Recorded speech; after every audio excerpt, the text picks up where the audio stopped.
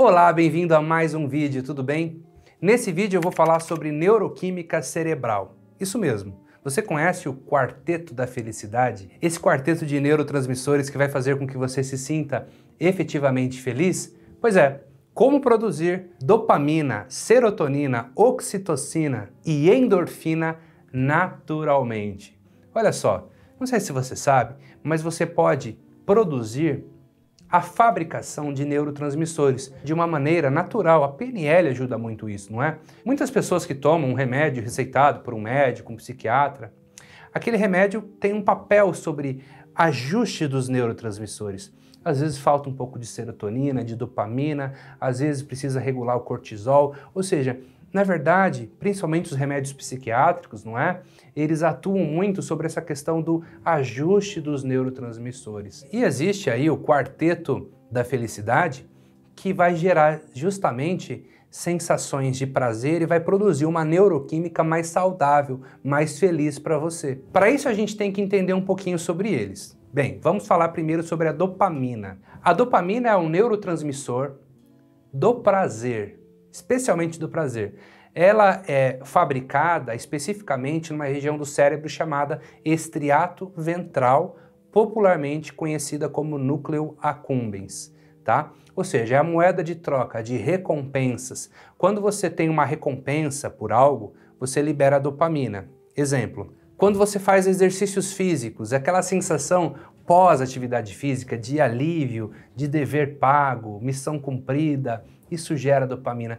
Quando você busca comer um chocolate, é para liberar dopamina. Quando você ganha um dinheiro inesperado, é dopamina. Quando você dorme bem, serotonina, olha, ela é liberada prioritariamente no intestino. Poucas pessoas sabem disso, especificamente no trato gastrointestinal. 90% da serotonina produzida no seu corpo é fabricada nessa região. E quando que há uma maior liberação de serotonina? Quando agradecemos, quando somos gratos, quando recebemos algo e agradecemos. Quando desfrutamos da natureza, aquele dia que você foi para o sítio, para o bosque, para o parque, respirou um ar puro, sentou debaixo de uma árvore, se liberou e produziu serotonina. Quando você também se recorda de um momento especial, não é mesmo? De uma memória que está lá no seu hipocampo, uma memória emocional positiva. Ai, aquela vez, lembra aquela vez que a gente foi para a praia? Lembra aquela vez que a gente riu muito daquilo que aconteceu? Olha, recordar coisas boas vai fazer com que você libere e produza serotonina. Oxitocina, esse hormônio, é fabricado prioritariamente pelo hipotálamo e ocorre quando meditamos, quando abraçamos alguém, quando fazemos caridade. Sabe aquela sensação quando você faz a caridade? Quando você é generoso, quando você faz o bem? Quanto mais bem você faz aos outros, mais oxitocina você está produzindo. Inclusive, a oxitocina é liberada em grande excesso no momento do parto da mamãe, quando ela acaba de ter o parto e recebe o seu filho no colo. Ou seja, aquele momento é de muito acolhimento, de muito aconchego. O acolhimento, o abraço gera isso. Endorfina, hormônio produzido na hipófise. E há maior fabricação de endorfina quando praticamos hobbies, ou seja, quando você faz aquilo que você gosta de fazer. Seu hobby talvez seja escalar, tocar violão, patinar, assistir um filme. Qual o seu hobby? O que faz você, sabe, quebrar a rotina, se sentir bem? Isso faz você também produzir endorfina. Rir, gargalhar, dar risada. Só que, de fato, muitas pessoas sabem que essas atividades geram esses neurotransmissores ou hormônios, basta você procurar na internet, não é mesmo?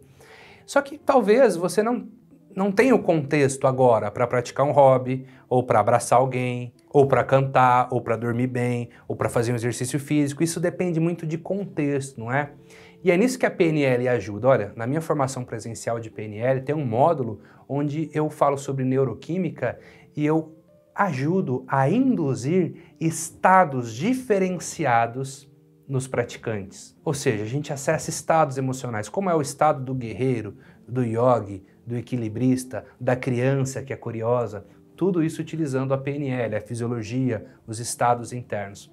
E a PNL nos traz uma boa capacidade aprimorada de visualizar e de sentir, não é mesmo? Não só de visualizar e de sentir, mas de trabalhar também a fisiologia. Olha, tem estudos que mostram que só de você ficar na posição do herói, olhando para cima por um tempo, naquele momento você não consegue produzir uma química de tristeza, por exemplo. Agora, se você está com o ombro caído, com a cabeça para baixo, olha, que química neural você está gerando? Você não está gerando uma boa química. Então, tudo isso que eu estou falando tem muito a ver com a neurolinguística, porque tem a ver com a fisiologia.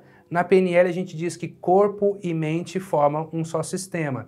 O que eu altero na minha mente, altera no meu corpo. O que eu altero no meu corpo, altera na minha mente. Há exemplo aí das psicossomatizações. Aquela dor emocional que não foi tratada pode gerar dor, doenças no seu corpo físico. Então, com a PNL, eu posso criar um cenário imaginário onde eu me sinto e me vejo abraçando alguém, onde eu me vejo, onde eu sinto, onde eu me visualizo, onde eu me sinto cantando, dançando.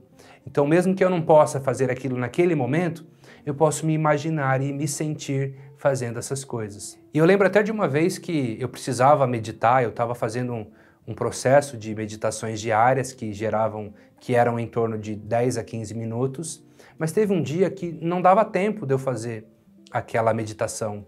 Eu tinha muitos compromissos naquele dia. E eu fiz um teste. Eu fechei os olhos por 30 segundos a 1 minuto e nesse momento eu imaginei que eu já tinha meditado naquele dia. Eu me imaginei meditando, saindo da meditação muito bem, em 30 segundos, 1 minuto, como se aquilo fosse real. E olha, a sensação que eu gerei em mim em 1 minuto foi a mesma ou melhor do que se eu tivesse meditado 20 minutos. Por quê? Aquilo que a gente imagina e aquilo que a gente vê para nossa mente é a mesma coisa.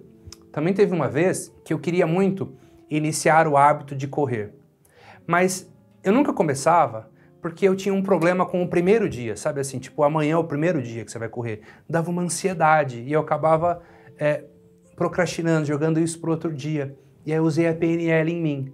Eu fechei os meus olhos e eu imaginei que eu já corria há 3 meses. Eu comecei a imaginar como foi o primeiro dia que eu corria 3 meses atrás, como que foram todos os dias que eu vim correndo, as sensações que eu tive, os benefícios que eu tive, a habilidade que eu fui desenvolvendo, fui aumentando e cheguei aqui hoje. E que amanhã é só mais um dia, não é o primeiro dia. Olha só, é como se eu tivesse hackeado minha própria mente. Eu fiz a minha própria mente acreditar que amanhã não é o primeiro dia, é só mais um dia de corrida. Isso fez com que no outro dia eu começasse a correr e corri super bem e introjetei esse hábito na minha vida. Então, olha só como a nossa imaginação pode ser incrível e acredito que você não viu uma aula sobre neuroquímica cerebral falando sobre isso. Porque é muito fácil falar assim, olha, abraça as pessoas e produza oxitocina. Então, como é que você vai abraçar na pandemia do coronavírus, não é mesmo? Então, e vários outros exemplos, né? Você precisa liberar endorfina praticando um hobby, mas talvez nesse momento não dá para você praticar o seu hobby. Mas na sua imaginação e nas suas sensações, você pode criar esse cenário e ao produzir esse cenário, o impacto da imaginação sobre o cérebro será o mesmo de como você estivesse fazendo, ok?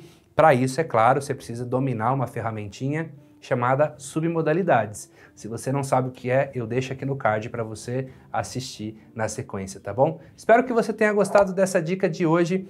Curta, compartilhe, marque os seus amigos e eu te vejo na próxima aula. Um grande abraço.